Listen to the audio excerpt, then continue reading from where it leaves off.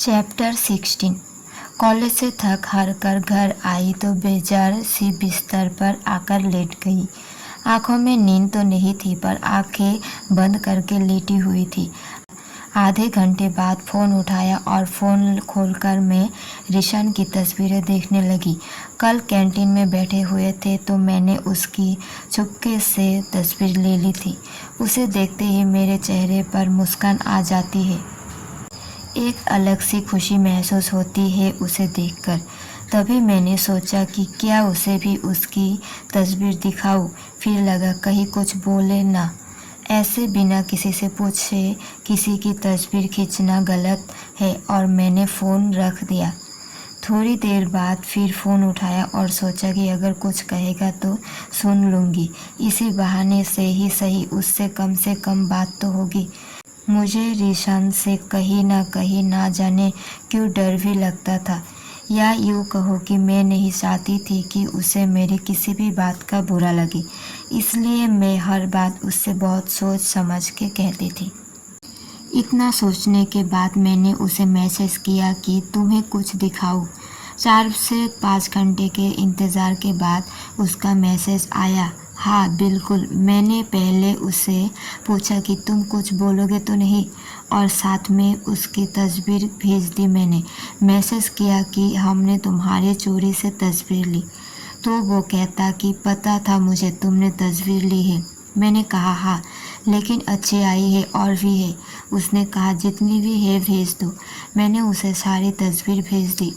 मैंने कहा कि 2 तस्वीर में रोशनी थोड़ी कम है क्योंकि तुम अंदर की तरफ जाकर बैठ गए थे। तो कहता नींद आ रही थी यार। ऐसे ही हमारी बात हो रही थी कि उसने अपनी गर्लफ्रेंड का जिक्र किया। मैं कुछ पल उसका मैसेज देखती रही। कपकपाते हाथों से मैंने लिखा कि तुम प्रतिबद्ध संबंध में हो। उसने कहा कि 2 हफ्ते से ज़्यादा हो गया। हैरानी से भरी मेरी आंखें बार बार उसके मैसेज को देख रही थी। धीरे धीरे मेरी आंखों से आंसू बहने लगे। ऐसा लग रहा था कि जैसे रंगों से भरी मेरी दुनिया में कोई मेरे सारे रंग चुरा कर ले गया हो। मैंने उसे मैसेज किया कि झूठ है ये। उम्मीद कर रही थी कि वो बोल देगा कि मजाक था ये, पर उसने कहा कि क्या सबूत दूं? क्यों नहीं हो सकता, सब जानते हैं इस बारे में। वो बोले जा रहा था और मैं जैसे इस सच की आग में जलते हुए मसल लेकर खड़ी थी कि मुझे भरोसा नहीं है, ऐसा हो ही नहीं सकता। अपने आप को टुकड़ों में टूटता हुआ देख रही थी। मैंने उससे कहा कि मुझे 3rd सेमेस्टर में लगता था कि ज़रूर तुम्हारी गर्लफ्रेंड होगी। मुमकिन है क्योंकि इतने अच्छे जो हो, पर ये सोचना सच हो जाए ऐसा नहीं हो सकता। उसने कहा कि तब नहीं थी पर अब है। सिर्फ सोचने से हर बात सच हो जाए ऐसा मुमकिन थोड़ी है। मैं उससे कहती रही कि ये झूठ है, ऐसा नहीं हो सकता। मैं सीखना चिल्लाना चाहती थी और उससे कहना चाहती थी कि प्यार ना सही, कम से कम भ्रम में ही रख लेते। मुझसे दिल बोल रहा था कि काश ये बुरा सपना हो, मेरी नींद टूटे और ये पल भी ख़त्म हो जाए। रोते रोते मैंने उसे कहा कि तुमसे कहा था मुझे तुमसे कोई नहीं चाहिए, और कुछ कहने की हिम्मत ना हुई तो इतना मैसेज लिखकर मैंने भेज दिया। आधे अधूरे मैसेज के साथ मेरे ख्वाब भी आधे अधूरे रह गए। उसका मैसेज आया मतलब? मैंने कहा मतलब नहीं पता मुझे। मैंने तुमसे इकरार किया था, तुमसे किसी रिश्ते की उम्मीद नहीं की थी। वो कहता कि हाँ, जवाब तो नहीं मांगा था तुमने मुझसे। मैंने कहा कि जवाब ना था, मैं पहले से ही जानती थी इसलिए मना कर दिया था। इस बात पर उसने कहा कि ठीक है। मैंने बोला बस ठीक है। तो कहता है कि और क्या कहूँ। मैंने उससे बोला कि तब क्यों नहीं बताया कि तुम्हारी गर्लफ्रेंड है जब हम मिले थे। रोज़ मिलते हैं तब क्यों नहीं कहा। कल भी मिले थे तब बोल सकते थे, अभी क्यों बोला। उसका मैसेज आया कि तुमने ही बोला, मुझे नहीं जानना कि गर्लफ्रेंड है या नहीं। मैंने कहा कि मैंने बोल दिया और तुमने मान लिया। मैंने कहा कि अंदाजे सच नहीं होते और ये सच नहीं है, झूठ है। शायद उसका इतनी तकलीफ़ देना काफ़ी नहीं था कि वो बोलता नाम बताओ, किसी से भी पूछ लेना। ये राज नहीं है। मैंने उसे कुछ नहीं बोला, बस ठीक है का जवाब देकर फ़ोन बंद कर दिया। रात के 8 बज रहे थे। आंसुओं से भीगी मेरी आंखों ने उस रात मानो जैसे कोई सैलाब ला दिया और तूफान तो वो दे ही गया था। उस दिन जैसे मेरे दिल के लाखों टुकड़े हो गए। उसके एक मैसेज ने मेरा सारा सुकून उड़ा लिया। उसकी कही हुई एक एक बात मेरे जहन में ऐसे उतर रही थी जैसे मानो जहर। रोते रोते पता ही नहीं लगा कि मैं कब सो गई। रात के 3 बजे अचानक मेरी आँख खुली तो उठते ही मैंने फ़ोन उठाया और रीशान के मैसेज देख और फूट फूट कर रोने लगी। रात के 3 बजे मैंने रीशान को मैसेज किया कि कल कॉलेज आओगे तो मुझसे मिलना, चाहे तुम कॉलेज आओ या ना आओ पर तुम मुझसे मिलोगे। ना जाने क्या सोचकर मैंने उसे ये मैसेज किया, लेकिन मैं अपनी आँखों के सामने उसके मुंह से सुनना चाहती थी कि जो भी उसने मैसेज पर कहा क्या वो झूठ है या फिर सच। उस रात मैं खुद अपने मन को नहीं समझ पा रही थी। दिमाग कह रहा था कि जब उससे कुछ चाहिए ही नहीं तो दिल को ये मलाल कैसा, ये रोना कैसा। मेरे आंसू तो रुक ही नहीं रहे थे। उसकी तस्वीर देखते हुए और रात भर सिसकते हुए सुबह के 6 बज गए। सुबह हो गई, मेरी आँख लग गई। आँख खुली तो फिर से खुद को बिखरा और टूटा पाया। चैप्टर 17।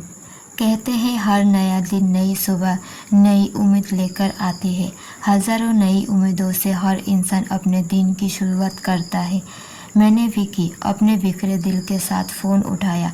मेरे दिल में हज़ारों उम्मीदें नहीं थी, बस एक ही आस थी कि वो मुझसे दूर ना जाए, चाहे पास ना आए ना प्यार करे, बस मुझसे जुड़ा रहे। मुझे बस अपनी ज़िंदगी में उसकी मौजूदगी चाहिए थी। सोशल मीडिया खोला तो देखा रीशान का मैसेज आया हुआ था कि वो घर जा रहा है। मैंने हड़बड़ाते हुए उससे कहा कि कब? आज शाम में? दोपहर में? कब? उसने कहा कि आधे घंटे में मेरी कैब है। मैंने पूछा कि वापस कब आओगे?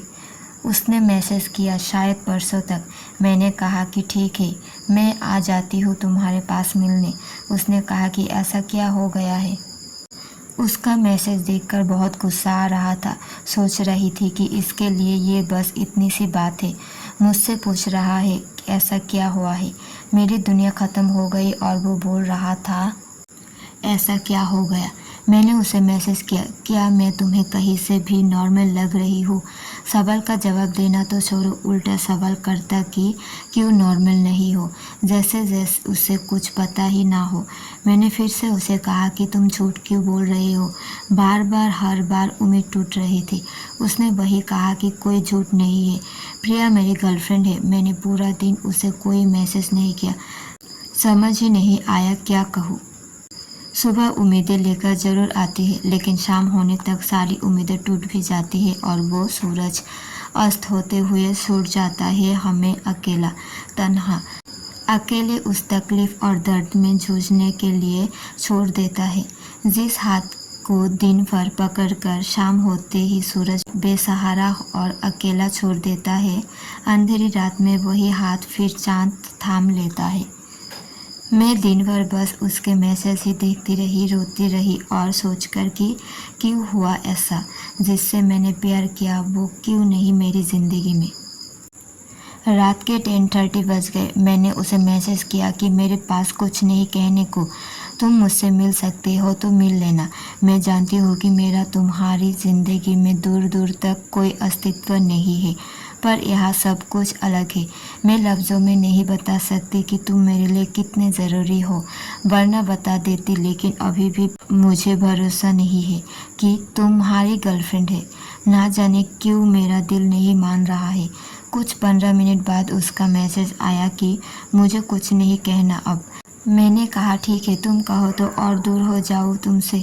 उसने कहा कि Nisha, you don't need to be that hard on yourself. All I am saying is I respect your feelings, but I am not the person you would wanna wish for. मैंने बस उससे कहा कि तुम कभी नहीं समझ पाओगे और ना ही मैं समझा पाऊंगी। किसी को सोच समझ के नहीं होता प्यार, बस हो जाता है और धीरे धीरे तुम मेरे लिए और ज़्यादा ज़रूरी हो गए। मैं जानती हूँ तुम मेरे लिए कुछ महसूस नहीं करते, लेकिन मैं जो महसूस करती हूँ तुम नहीं समझोगे। इतने महीने गुजर गए, मैंने कभी नहीं बताया तुम्हें अपने जज्बातों के बारे में, कभी कुछ नहीं कहा और कुछ बचा भी नहीं है कहने को। मैंने उससे कहा कि तुम सोच रहे होगे कि मैं तुमसे आगे बढ़ जाऊंगी या तुम्हें भूल जाऊंगी सिर्फ तुम्हारे ये कहने से कि तुम्हारी गर्लफ्रेंड है, तो तुम गलत सोचते हो। ऐसा नहीं है, मैंने कोशिश ना की हो, नहीं आगे बढ़ पाई, नहीं निकल पाई तुमको अपने दिल से। मैं दूर ही रहती हूँ तुमसे और अब कितना दूर रहूँ, अब नहीं होता मुझसे। उसने मेरे मैसेज नहीं देखे। मैं रात भर उसके मैसेज का इंतज़ार करती रही। दिन भर भी उसका कोई मैसेज नहीं आया। इंतज़ार और आंसुओं के साथ दिन कट गया। रात के करीब 12 बजे उसका मैसेज आया कि मैं इसमें तुम्हारी कोई मदद नहीं कर सकता, जबकि मैं समझ सकता हूँ कि तुम्हें कैसा महसूस हो रहा है। मैंने उसे अपने दिल की बहुत सी बातें मैसेज में बोली थी। इतने सारे मैसेज का जवाब उसने 2 वाक्यों में दिया। तो बस मैंने उसे कहा कि जैसा है उसको वैसा छोड़ दो बस। उसने बस ठीक है बोलकर बात ख़त्म कर दी। उसने तो बात ख़त्म कर दी, पर मैं फ़ोन पकड़े अपने कमरे में बैठी उसके भेजे गए मैसेज को देखती रही। आंसू ऐसे बह रहे थे जैसे कोई नदी हो और समुद्र से मिलने को बेताब हो, पर वो समुद्र जिसे वो अपना समझती है वो कभी उसका ना था, ना होगा और ना ही कभी उससे मिलेगा। चंचल नदी को कठोर समुद्र शायद कभी न समझ पाएगा। वो कभी नहीं समझ पाएगा कि क्यों नदी सागर से मिलने को अपना एकमात्र लक्ष्य समझती है, क्योंकि वो उससे बेइंतहा प्यार करती है। चैप्टर 18। ज़िंदगी में भागते भागते मैं इतना समझ चुकी हूँ कि आप जिसे प्यार करें वो भी आपसे प्यार करे, ये ज़रूरी नहीं। इस एक तरफा प्यार में ना हक होता है ना प्यार, बस होता है तो इंतज़ार और तकलीफ़। इंतज़ार और तकलीफ़ों से भरा ये मेरा एक तरफा प्यार मुझे कहाँ लेकर जाएगा मैं नहीं जानती। बस मैं तो किसी नदी की तरह बह जा रही थी। 2 दिन किसी तरह गुजरने के बाद वो दिन आ गया।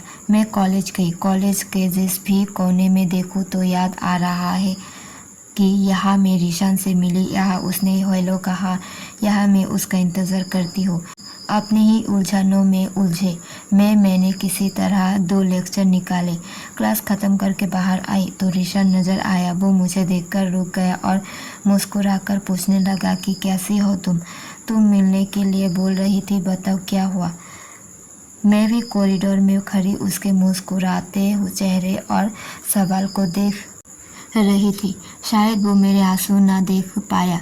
मैंने उससे कहा कि बस ऐसे कह दिया था मिलने को, कोई बात नहीं है, बाय बोलकर मैं घर के लिए निकल गई। रास्ते भर मेरे आंसू रुकने का नाम नहीं ले रहे थे। घर आकर और हाल बेहाल हो गया। बिखरे दिल के साथ रोज़मर्रा के काम और कॉलेज की भाग दौड़ जैसे तैसे संभाल रही थी। अकेले में रोना, दर्द के साथ जीना अब तो उसकी आदत थी। धीरे धीरे तकलीफ़ और बढ़ती गई। अब जब मुझे पता ही लग चुका था कि रीशान की गर्लफ्रेंड है, वो तो अब कॉलेज में रोज़ अपनी आंखों के सामने उन्हें साथ देखती थी। बहुत तकलीफ़ होती है जब हम अपने ही प्यार को किसी और के साथ देखते हैं, जो सपने हमने अपनी आँखों से सजाए, लेकिन वो सपने कोई और जी रहा है हमारे ही प्यार के साथ। मैं अपनी खुली आंखों से सारे सपने टूटते हुए देख रही हूँ। मैं रीशान को प्रिया के साथ रोज़ देखती हूँ, कभी इधर उधर घूमते देखना तो कभी रीशान को उसका इंतज़ार करते देखना। रीशान को प्रिया के साथ देखना मुझे दर्द देता था और कभी कभी बुरा भी लगता था, पर नाराज़गी दिल में कभी नहीं आई। उसका चेहरा देख के एक सुकून दिल में आ जाता था। लगता था कि चंद लम्हों के लिए ही सही वो खुश है, कुछ पलों के लिए ही सही ये अपने उदास लम्हों से दूर तो हुआ है। जब कभी मेरे पास से वो उसके साथ गुजरता तो हमेशा बात करते, मुस्कुराते हुए देखते। उन्हें देखकर अक्सर सोचती थी कि काश ऐसी कुछ बातें हमारे बीच भी होती। मुझे किसी से कोई नाराज़गी नहीं थी, बस दिल को बुरा लगता था। आखिर अपने ही प्यार को रोज़ किसी और के साथ देखना कब तक ना तकलीफ़ देता। खुश रहने का दिखावा करने वाली मैं कब तक ना शोक मनाती। इसके बाद भी रीशान ने मुझसे मिलना नहीं बंद किया। आते जाते पल भर की मुलाकात हो ही जाती थी। हाँ, बस हमारा बात करना बहुत कम हो गया था। जहाँ तक होता मैं खुद को रोकने करने और संभालने की कोशिश कर रही थी। कभी बहुत ज़्यादा मन होता बात करने का तो सोशल मीडिया पर मैसेज कर देती और मुझे बस मेरी बात का जवाब मिलता था। रीशन को किसी और के साथ देखना, बस अपने किए हुए मैसेज का जवाब आते देखना बहुत तकलीफ़ देता था। मैं हमेशा कोशिश करती कि रीशन को भी मेरी तकलीफ़ या दर्द ना दिखे। मैं हमेशा अपना दर्द अपनी हंसी से छुपाने की कोशिश करती रही और शायद मेरी कोशिशें सफल हो गई। उसने कभी देखा ही नहीं मेरा दर्द, ये मैं क्या महसूस कर रही हूँ या क्या सह रही हूँ। मुझे लगता ये करना सही है, अपनी तकलीफ़ को छुपाना, क्योंकि कोई भी नहीं समझता, ना ही महसूस करता हमारे दर्द को। शायद उनके लिए ये सब ज़रूरी नहीं रखता और ना ही उन्हें फ़र्क पड़ता है। लोग हमारे आंसुओं को हमारी कमज़ोरी मान लेते हैं, जबकि वही आंसू हमारी ताकत होते हैं। चैप्टर 19। वक्त तेज़ी से गुजर रहा था, इतना तेज़ी से कि आधी रात में पुरानी यादों में खोई मैं ना जाने कब सो गई। यादों के एक एक पन्ने को उलट पलट कर देखा तो आँखों में झिलमिल मोती से उतर आए थे। उन्हीं मोतियों की माला पिरो कर मैं सुबह उठी। आज की सुबह सच में जादू से भरी हुई लग रही थी। अगले दिन हमारा आखिरी फाइनल एग्ज़ाम था। दिन भर से ही चहक चहक कर शाम होने का बेसब्री से इंतज़ार कर रही थी, क्योंकि आज रीशन मुझसे मिलने आ रहा था। मैं खुशी से झूम रही थी। लग रहा था जैसे नीले आसमान में प्यार का गुलाबी रंग मिल गया हो। लग रहा था जैसे ये धरती मेरे ही साथ नाच रही हो, जैसे सारे फूल मेरे साथ कोई प्यार भरा गीत गुनगुना रहे हो। ऐसे ही पूरे घर में मैंने नाचते और गुनगुनाते हुए सुबह की चाय बनाई और किचन से आकर कमरे में बैठ गई। चाय की चुस्की लेते हुए मैंने लैपटॉप चालू किया तो स्क्रीन पर लगाई हुई रीशन और मेरी फेयरवेल पर साथ में ली हुई तस्वीर देख मेरी आंखें वहीं ठहर गई। उस तस्वीर में मैं इतना खो गई कि वो दिन मेरी आंखों के सामने आने लगा। ये बात 25 दिन पहले की है, जब हमारा कॉलेज फेयरवेल था। सब बोल रहे थे कि रीशन फेयरवेल में नहीं आएगा। रीशन खुद भी फेयरवेल में आने के लिए मना कर रहा था। एक मैं ही थी जो रीशन के ना बोलने के बाद भी बस एक ही रट लगा के बैठी थी कि वो ज़रूर आएगा। मैंने और मेरे सभी दोस्तों ने कॉलेज फेयरवेल की तैयारी हफ्ते भर पहले से ही शुरू कर दी। मैंने सबको पहले ही बोल दिया था कि रीशन के साथ फेयरवेल पर मैं सुंदर सी फ़ोटो ज़रूर खिंचवाऊंगी, लेकिन सब एक ही बात बोलते कि वो नहीं आएगा और मैं कहती देख लेना वो ज़रूर आएगा। हफ्ते भर के बाद फेयरवेल का दिन भी आ गया। हम कॉलेज बहुत देर से पहुँचे। फेयरवेल का फंक्शन शाम 4:30 पर ख़त्म होना था और हम 4 बजे कॉलेज पहुँचे।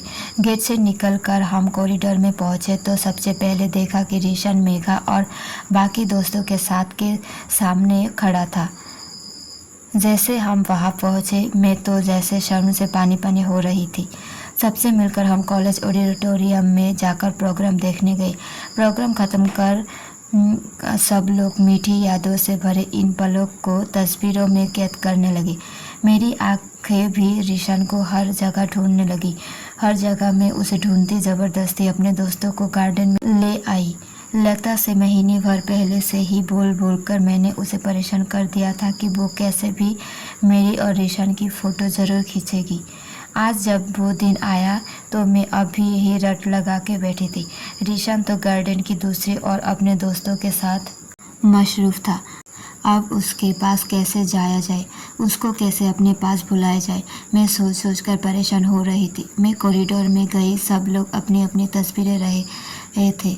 तभी देखा उधर मेघा खड़ी हुई थी। मैंने मेघा को मेरे साथ फ़ोटो खिंचवाने के लिए कहा तो उसने बाकी सबको बुला लिया। आवाज़ देकर उसने रीशन को भी बुलाया। हम सब ने साथ में तस्वीर ली, लेकिन मेरे मन की इच्छा तो अभी भी पूरी नहीं हुई थी। मैंने देखा सब लोग फिर से आपस में व्यस्त हो गए। रीशन लोगों से हटकर अकेला कॉरिडोर खड़ा हुआ था। तभी मैंने लता को अपने साथ चलने को कहा। हम रीशन के पास गए। मैंने बेबाकी को से उसका हालचाल पूछा। उसने कहा मैं ठीक हूँ। उसके चेहरे पर मुस्कान और उसकी चमकती हुई आंखें देखकर मैं सब भूल जाती हूँ। कुछ भी कह देती हूँ। तभी मैं बोल पड़ी कि दिखे नहीं, इतने दिन से कहाँ गायब थे। तो कहता है कि कहीं नहीं, कल तो छुट्टी थी। तभी याद आया कि कैसा बेतुका सवाल किया मैंने उससे। फिर मैंने उससे कहा कि हाँ, और झट से बोला मुझे तस्वीर लेनी तुम्हारे साथ। उसने कहा, मैं सिर हिलाया और मैंने लता को फ़ोटो खींचने को बोला।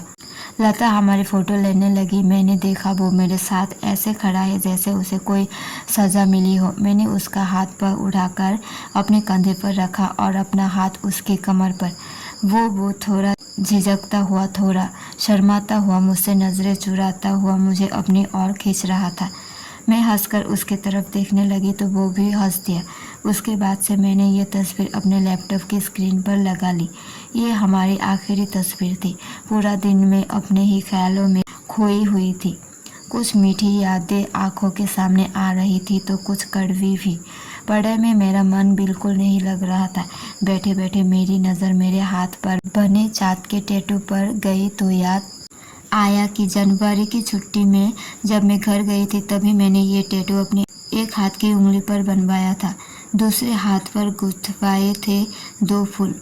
जैसे ही बनवाकर घर आई तो मैंने हाथ की तस्वीर लेकर सोशल मीडिया पर अपलोड की। उसे देख रीशान ने मुझे कहा था कि ये ईद का चाँद और तुम सितारा। उसका ये मैसेज देख बड़ी सी मुस्कुराहट मेरे चेहरे पर फैल गई थी। तभी मैंने उसे अपनी बाकी टैटू की भी फ़ोटो भेजी तो उसने मुझसे इनका मतलब पूछा और कहा कि जब कॉलेज आओगे तब देखूंगा। और जब हम कॉलेज गए, मैं कैंटीन में थी। तभी रीशान मुझे देखे मेरे पास आया और आते ही मेरा हाथ पकड़कर मेरे हाथों पर गुथे वो टैटू देखने लगा। मेरी आंखों में बसा वो पल मुझे आज भी याद आता है जब पहली बार अपने मेरा हाथ पकड़ा था।